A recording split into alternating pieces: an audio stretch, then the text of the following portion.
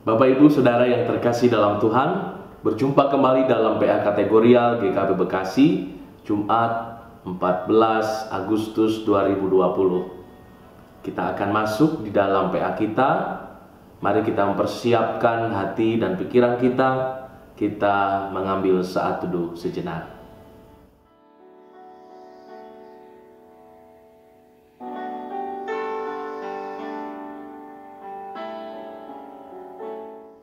Bapak Ibu Saudara, kita akan bersama memuji dan memuliakan Tuhan melalui nyanyian Sungai Sukacitamu.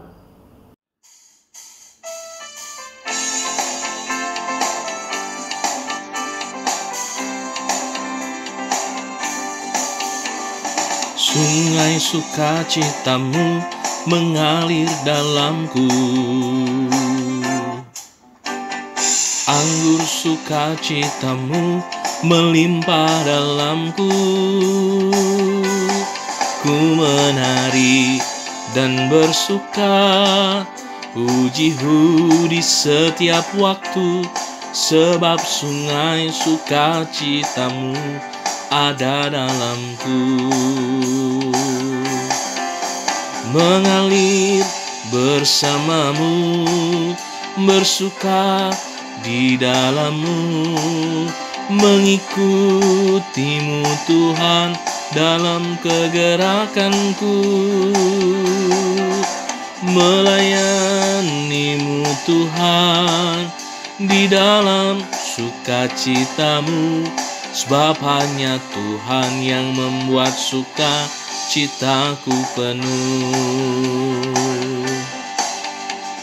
Sungai sukacitamu mengalir dalamku, anggur sukacitamu melimpah dalamku. Ku menari dan bersuka, puji-hu di setiap waktu, sebab sungai sukacitamu ada dalamku.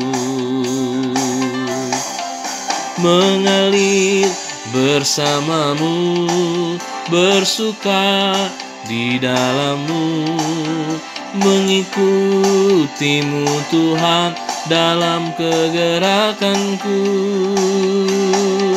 melayanimu Tuhan di dalam sukacitamu, sebab hanya Tuhan yang membuat sukacitaku penuh. Dalam PA kali ini, pembacaan Alkitab diambil dari Injil Yohanes pasal 8 ayat 2 hingga ayat 11. Mari kita persiapkan Yohanes pasal 8 ayat 2 hingga ayat 11.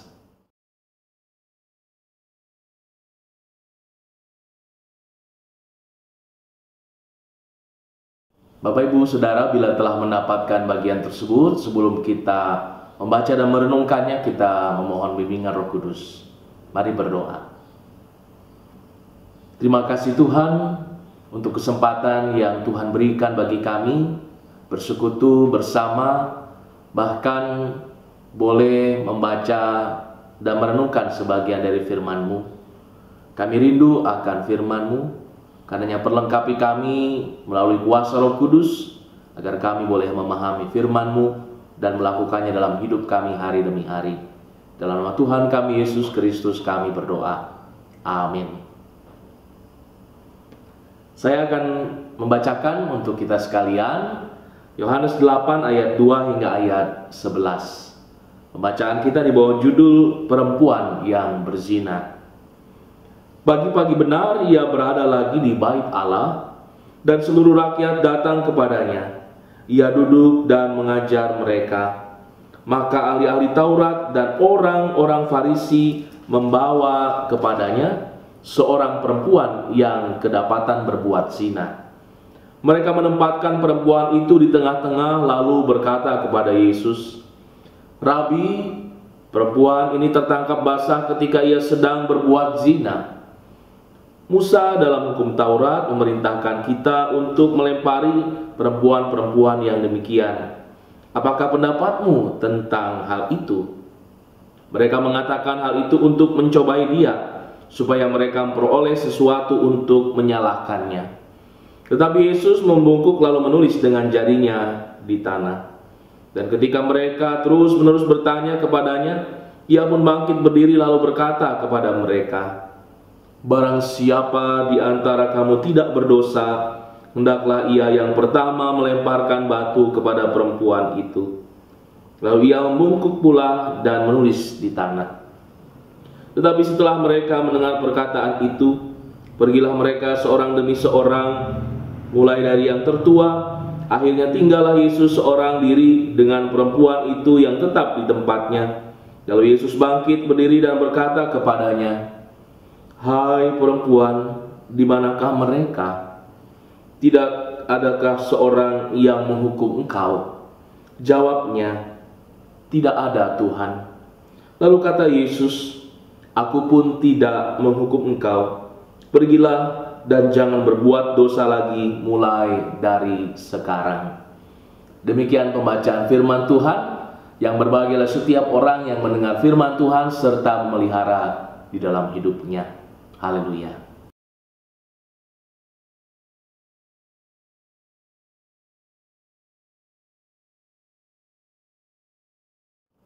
Bapak Ibu Saudara yang terkasih dalam Tuhan, mengawali PA kita, tadi saya menampilkan cuplikan sebuah berita dalam media online dengan judul "Miris, Ayah di Garut Nekat Curi HP Agar Anaknya Bisa Belajar Online".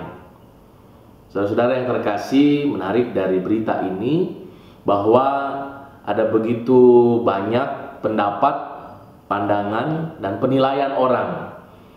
Ada yang menyalahkan bahwa mencuri tetaplah mencuri. Namun juga kemudian banyak yang timbul empati kepada ayah yang mencuri handphone tersebut karena handphone itu ternyata digunakan untuk anaknya belajar secara online. Bapak Ibu yang terkasih dalam Yesus Kristus, ini baru satu peristiwa. Orang menilai dengan cara yang berbeda. Bagaimana penilaian Bapak Ibu Saudara terhadap peristiwa tersebut? Apa tanggapan Bapak Ibu Saudara terhadap kejadian yang serupa? Bapak Ibu di dalam kasih Tuhan, hari ini kita bersama-sama mendalami dari teks Yohanes 8 tentang dosa dan pengampunan.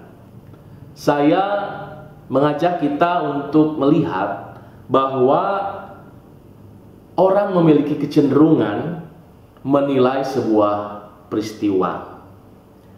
Kecenderungan seperti apa?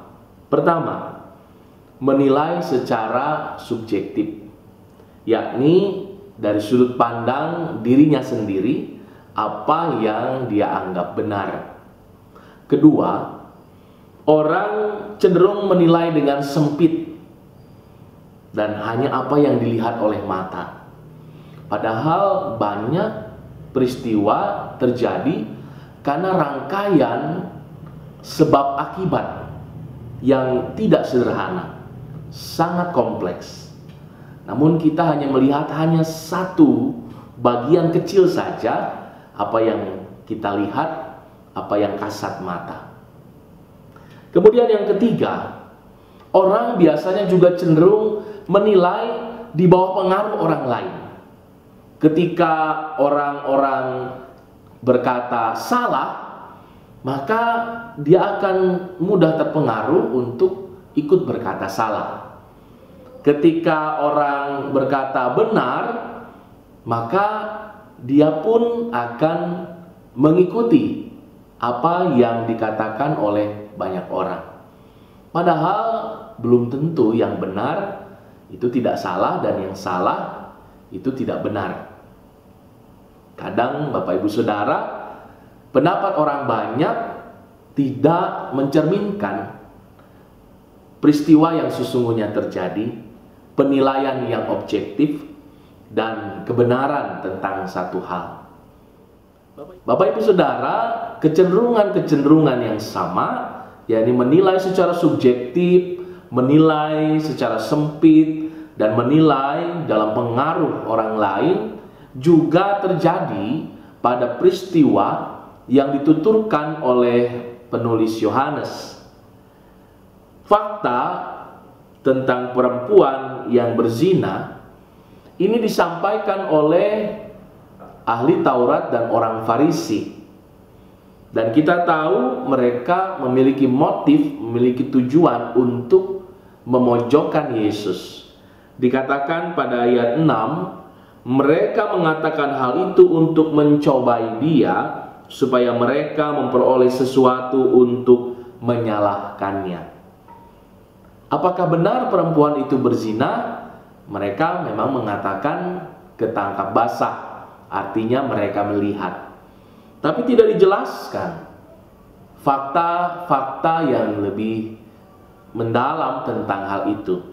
Siapa saja yang melihat, siapa saja yang menyaksikan.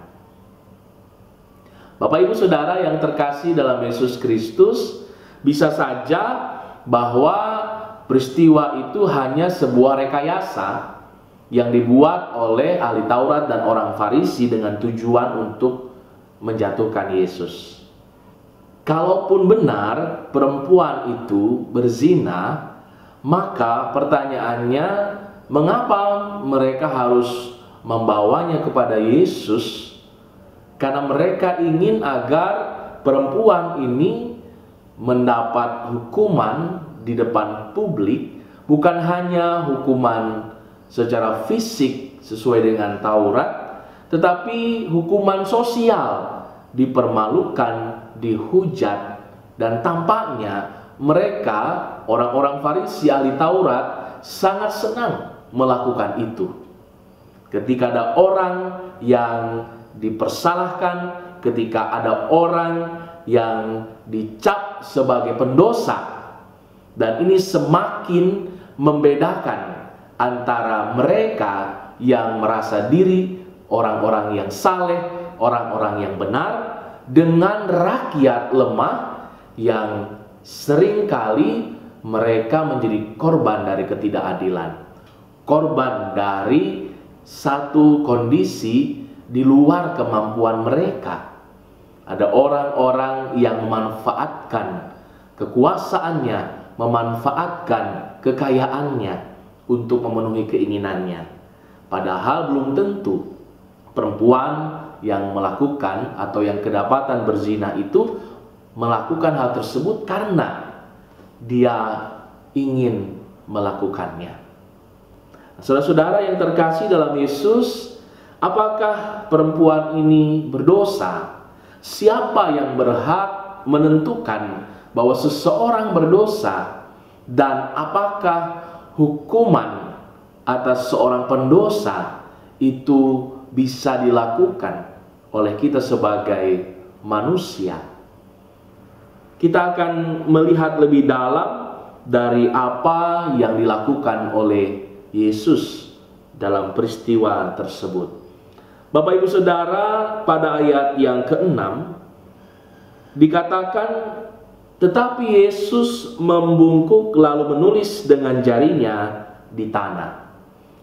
Jadi ketika ahli Taurat, orang Farisi terus mendesak Yesus untuk memberikan satu kesimpulan, apakah perempuan itu berdosa dan apakah perempuan itu harus segera dihukum, dilempari batu, Yesus malah membungkuk lalu menulis dengan tangannya, dengan jarinya di tanah. Tidak disebutkan dengan jelas apa yang dituliskan oleh Yesus di tanah.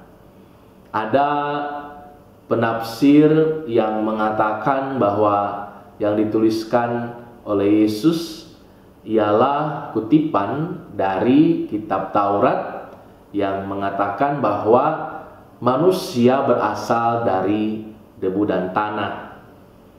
Tetapi banyak penafsir lain yang menyimpulkan bukan tentang apa yang dituliskan oleh Yesus, tapi lebih kepada aksi Yesus yang membungkuk, merebahkan dirinya sampai ke tanah. Dalam hal ini Tuhan Yesus mengajak semua orang untuk merendahkan hati. Ketika melihat satu peristiwa, bahkan ketika yang kita lihat adalah kesalahan seseorang, bukan berarti kemudian kita menempatkan diri lebih tinggi dari orang tersebut. Bukan berarti dengan mudah kita berkata, kamu salah, kamu pendosa. Tuhan ingin mengajak justru untuk merendahkan hati. Saudara-saudara, orang Farisi, ahli Taurat, mereka begitu congkak. Mereka mengalami kesombongan rohani. Merasa diri mereka adalah orang-orang yang paling saleh dan paling benar. Tetapi Yesus, sang guru, orang-orang pada saat itu begitu mengagumi dia. Bahkan dia yang saat itu dihormati dan dihargai oleh banyak orang yang selalu mendengar pengajarannya, rela membungkuk ke tanah, menjadi selevel dengan perempuan yang berzina tadi. Bapak Ibu Saudara yang terkasih, itu hal yang pertama yang dilakukan oleh Yesus. Kemudian setelah Yesus menulis di tanah, karena orang Farisi dan ahli Taurat terus mendesak, akhirnya Yesus bangkit dan kemudian berkata pada ayat yang ke-7, barang siapa di antara kamu tidak berdosa, hendaklah ia yang pertama melemparkan batu kepada perempuan itu. Disinilah Bapak Ibu Saudara kita melihat bahwa dia adalah Tuhan dengan hikmat, dengan pengetahuan, dengan keadilan yang ilahi. Tuhan yang maha kuasa, Tuhan yang maha tahu, Tuhan yang maha melihat. Ketika ahli Taurat dan orang Farisi ingin menjebak Yesus antara dua hal. Pertama, apakah Yesus mau ikut melempari dengan batu? Maka di sana Yesus akan dinilai sebagai orang yang tidak konsisten, karena pengajaran Yesus ialah tentang kasih. Atau yang kedua, ketika Yesus menolak untuk melempari dengan batu, berarti Yesus dianggap sebagai pemberontak, karena tidak mau mengikuti, tidak mau taat pada hukum Taurat, karena Yesus sendiri adalah seorang Yahudi. Nah, Yesus ternyata tidak terjebak dalam permainan orang Farisi dan ahli Taurat. Bukan itu yang dilakukan oleh Tuhan, bukan kedua hal tadi. Tapi apa yang dilakukan oleh Tuhan? Tuhan berkata, barang siapa di antara kamu tidak berdosa, hendaklah ia yang pertama melemparkan batu kepada perempuan itu. Bapak Ibu Saudara yang terkasih dalam Yesus, kita tahu bagaimana kemudian jalan ceritanya. Orang-orang yang semula sudah berkumpul siap untuk melempari batu, banyak orang yang tidak tahu apa-apa, hanya terpengaruh oleh opini yang dibangun ahli Taurat dan orang Farisi. Ketika Yesus berkata hal tersebut, perlahan-lahan orang itu pergi meninggalkan. Karena apa?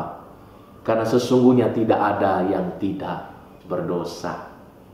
Saudara-saudara, di sini saya mengilustrasikan seperti air dalam gelas, kemudian saya punya batu. Satu batu yang kecil, satu batu yang besar. Bagaimana kedua batu ini ketika kita masukkan ke dalam air? Saya awali dengan batu yang kecil. Ya, batu itu tenggelam dan semua permukaannya menjadi basah. Bagaimana dengan batu yang besar? Ya, batu yang besar juga sama. Dia tenggelam menjadi basah. Nah, itulah dosa Bapak Ibu Saudara. Tidak ada yang namanya dosa kecil atau dosa besar. Semua perbuatan yang salah adalah dosa. Seperti batu kecil atau besar, ketika ditenggelamkan ke dalam air, Ya, keduanya tenggelam dan basah. Tidak ada yang mengapung. Saudara-saudara, demikianlah setiap orang harus memahami. Jangan merasa bahwa dirinya benar. Yang saya lakukan, ya walaupun kesalahan, tapi kesalahan yang kecil. Pelanggaran yang kecil. Dosa yang kecil. Karena itu saya berhak untuk menghakimi dia yang berbuat satu hal yang besar. Kesalahan yang fatal. Dosa yang patut untuk dipermalukan. Bapak Ibu yang terkasih dalam Yesus Kristus, ternyata Tuhan tidak mengajarkan kita menjadi umat yang demikian. Tidak mengajarkan kita menjadi umat yang saling menghukum, yang saling memojokkan. Kita harus menyadari bahwa setiap orang mempertanggungjawabkan ucapannya. Yesus ingin orang-orang yang berkata lempari dengan batu, mempertanggungjawabkan ucapannya. Apakah dia memang layak melakukan itu? Kalau dia tidak berdosa, silakan. Tapi ternyata tidak ada. Semua perlahan pergi meninggalkan Yesus dan perempuan yang dituduh berzina. Termasuk juga orang Farisi dan ahli Taurat tersebut. Bapak Ibu Saudara yang terkasih, menilai diri lebih dulu sebelum menilai orang lain. Ini pelajaran yang Tuhan berikan. Lalu yang ketiga, saudara-saudara, yang dilakukan oleh Tuhan Yesus, mengangkat perempuan itu, dan Yesus berkata kepada perempuan itu, "Aku pun tidak menghukum engkau, pergilah dan jangan berbuat dosa lagi mulai dari sekarang." Inilah pengampunan. Tuhan tidak menghukum bukan berarti meniadakan kesalahan. Dosa tetaplah dosa yang harus dipertanggungjawabkan. Tetapi Allah punya kasih yang rela bahkan menebus orang yang berdosa. Karena Tuhan tidak menghendaki manusia binasa. Bukan hukuman dirajam, dilempari batu yang Tuhan kehendaki. Tapi bagaimana seseorang diampuni dosa dan kesalahannya, lalu berubah menjadi lebih baik. Pengampunan menjadi satu anugerah bagi kita. Bagaimana kita meninggalkan kehidupan kita yang lama dan menapaki kehidupan kita yang baru dengan tekad yang kuat untuk bisa memperbaiki segalanya. Bapak Ibu Saudara, pengampunan memberikan kehidupan karena kasih dan anugerah Tuhan. Maka mari kita simpulkan PA kita pada saat ini. Menilai dengan hikmat, bukan menilai secara subjektif atau dengan sudut pandang yang sempit, apalagi hanya karena pengaruh orang lain. Amsal 3 ayat 21 berkata, "Hai anakku, janganlah pertimbangan dan kebijaksanaan itu menjauh dari matamu." Maka marilah kita menjadi umat Tuhan yang senantiasa mencari kebenaran. Jangan mudah percaya hanya karena perkataan orang yang belum tentu benar. Mencari, menggali, dan berusaha untuk seobjektif mungkin melihat satu peristiwa. Melihat secara luas, jangan hanya dari sudut pandang kita, karena kita penuh dengan keterbatasan. Kita perlu untuk melihat secara keseluruhan tentang apa yang terjadi di depan mata kita. Dan yang ketiga, kita pun diajak untuk belajar menghargai setiap orang. Tidak ada satu orang pun yang berhak untuk menghakimi sesamanya. Karena apa? Karena kita semua adalah orang berdosa. Apalagi ketika seseorang ingin mempermalukan sesamanya hanya karena kesalahan yang kecil, hanya karena mengecewakan dirinya. Ini hal yang tidak berkenan di hadapan Tuhan. Saudara-saudara, ingatlah bagaimana Yesus mengajar kita berdoa. Ampunilah kesalahan kami, seperti kami mengampuni kesalahan orang lain. Itulah yang menjadi inti dari PA kita hari ini. Kita semua mengharapkan pengampunan dari Tuhan. Maka jadilah orang-orang yang juga selalu mengampuni sesama. Maka kasih dan anugerah Allah boleh kita terima, boleh kita alami di dalam kehidupan ini. Tuhan memberkati kita semua. Amin.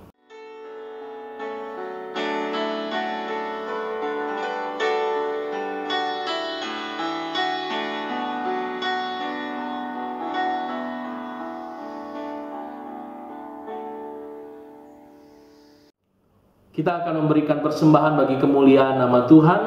Firman Tuhan yang menjadi nas bagi pemberian persembahan kita adalah 1 Tawari 16 ayat 29. Berilah kepada Tuhan kemuliaan namanya, bawalah persembahan dan masuklah menghadap Dia, sujudlah menyembah kepada Tuhan dengan berhiaskan kekudusan. Mari kita memberikan persembahan sambil memuji Tuhan dari Kidung Kabungan 39, Sim Abdi Hayang Pisan.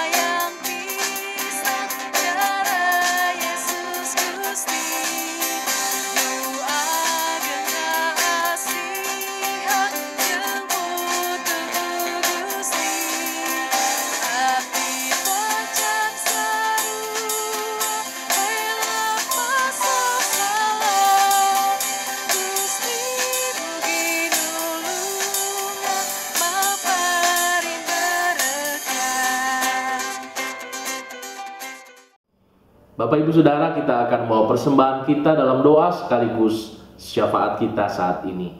Mari satukan hati, kita berdoa. Terima kasih Tuhan untuk kesempatan di mana kami boleh belajar dari firman-Mu, bahwa Tuhan begitu mengasihi kami, Tuhan tidak menghukum kami, Tuhan membebaskan kami dari kebinasaan karena dosa. Tuhan menghendaki agar kami boleh hidup dalam pertobatan, maka dari itu Tuhan memberikan kesempatan bagi setiap kami untuk memperbaiki kehidupan kami. Itulah pengampunan dari Allah, pengampunan yang membebaskan kami, pengampunan yang memberi kesempatan kami untuk menjadi lebih baik. Jadikanlah kami sebagai umat Tuhan yang tidak mudah menghakimi sesama, berprasangka buruk terhadap sesama, bahkan merasa lebih benar dari sesama kami. Karena setiap orang berdosa dan harus mempertanggungjawabkan apa yang menjadi kesalahannya di hadapan Tuhan. Kiranya kehidupan kami boleh berjalan dengan penuh damai sejahtera ketika kami saling menghargai, tidak saling mendengki atau menyudutkan satu dengan yang lain. Bapa di sorga, pada kesempatan ini kami telah menghimpunkan persembahan. Kiranya Tuhan berkenan menerima dan menguduskan, agar persembahan ini boleh dipergunakan sepenuhnya bagi kemuliaan nama Tuhan. Bapa, dalam doa kami teringat akan saudara-saudara kami yang sakit, yang saat ini juga memerlukan pertolongan Tuhan. Biarlah Tuhan berkenan terus hadir untuk menumpangkan tangan kasih kuasa Tuhan. Kami berdoa bagi Ibu Sarti Karel, bagi Ibu Nurmiati Napitupulu, bagi Bapak Paulus Panggo, bagi Bapak Arthur Pakpahan, Ibu Yuli Utajulu, Bapak Kasman Utabarat, Bapak Japadi Siregar, Ibu Letina Saragi, Ibu Risma Utapea, Ibu Lea Remon Oktosea, Ibu Yani Wijaya, Ibu Ati Simatupang, Bapak Talib Sule, Ibu Tialam Simatupang, Bapak Cipto Yudi Harja, Ibu Seba Siregar, Bapak Jeffrey Sumpeno, Ibu Rosma Simanjuntak, Bapak Suryadi Pakpahan, anak kami Dustin, Bapak RJ Rumate, Ibu Sai Miniman, Bapak Tony Pardede, Ibu RDD, dan bagi Bapak Jono Rasa Hartono pasca operasi mata, kiranya Tuhan semakin memulihkan. Begitupun bagi saudara-saudara yang lain yang tidak kami sebutkan, kiranya Bapa yang mengetahui apa yang menjadi sakit penyakit, menjadi kerinduan saudara-saudara kami, boleh dikuatkan, bahkan dipulihkan oleh kuasa-Mu. Bapa di sorga, kami juga berdoa bagi banyak orang yang saat ini menderita karena pergumulan hidup, karena kesulitan-kesulitan baik dalam ekonomi maupun dalam memberikan dukungan bagi anak-anak kami yang harus belajar secara online dengan banyak tantangan di dalamnya. Biarlah Tuhan tetap berikan kesabaran dan hikmat bagi kami sebagai orang tua. Kami berdoa kiranya situasi dan kondisi di tengah-tengah kehidupan bangsa dan negara kami semakin dipulihkan. Berikan kebijaksanaan bagi para pemimpin bangsa kami agar mereka boleh sungguh-sungguh melakukan apa yang terbaik di tengah-tengah kehidupan berbangsa dan bernegara kami.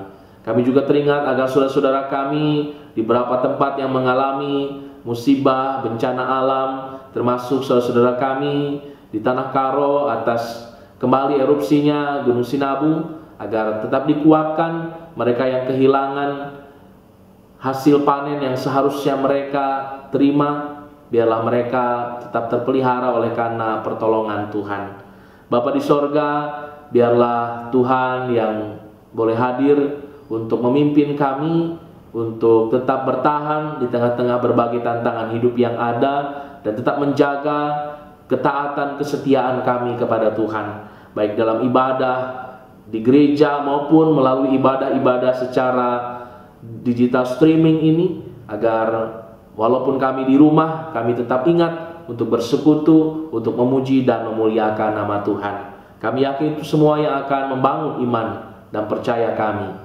Ya Bapa di sorga, inilah doa dan syafaat kami. Kami bawa kepadamu Tuhan, karena kami percaya Tuhan senantiasa peduli, Tuhan senantiasa menyertai kami, bahkan mengaruniakan yang terbaik dalam hidup kami. Hanya dalam nama Yesus Kristus kami alaskan seluruh doa dan pengharapan kami, dan bersama kami pun memanjatkan doa yang Tuhan ajarkan bagi kami. Bapa kami yang ada di sorga, dikuduskanlah namamu, datanglah kerajaanmu, jadilah kehendak-Mu di bumi seperti di sorga. Berikanlah kami pada hari ini makanan kami yang secukupnya, dan ampunilah kesalahan kami seperti kami juga mengampuni orang yang bersalah kepada kami. Dan jangan bawa kami ke dalam pencobaan, tetapi lepaskanlah kami daripada yang jahat. Karena Engkau yang punya kerajaan dan kuasa dan kemuliaan sampai selama-lamanya. Amin. Bapak Ibu Saudara yang terkasih dalam Tuhan, tiba di penghujung ibadah kita, PA kita pada saat ini. Mari kita arahkan hati kepada Tuhan dan terimalah berkat-Nya.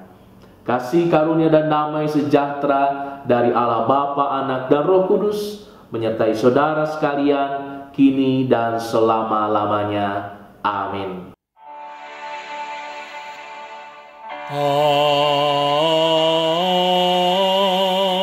Amin. Amin. Amin.